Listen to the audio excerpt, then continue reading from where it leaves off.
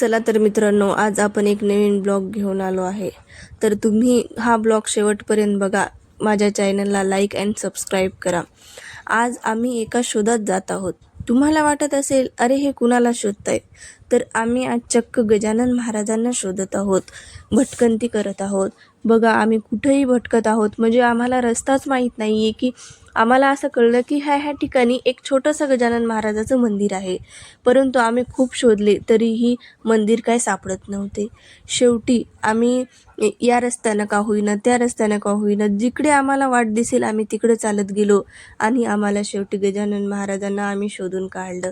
शेगावला जसं मंदिर आहे तसं सेम प्रतिकृती म्हणता येईल तसे मंदिर इथं आहे. तर बघा, हे मंदिर एकीकडून खाली जाऊन दर्शन घ्यायचं आणि दुसरीकडनं वर यायचं, अशा प्रकारे सुंदर असं भव्य मंदिर आहे.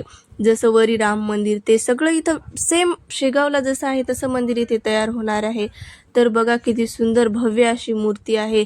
मूर्ती बघून तर अगदी मन प्रसन्न होईल. तर आपण पुढच्या व्हिडिओमध्ये बघूया की वरचं मंदिर तयार झालेलं ते मी तुम्हाला दाखवेल पुढच्या व्हिडिओमध्ये. धन्यवाद.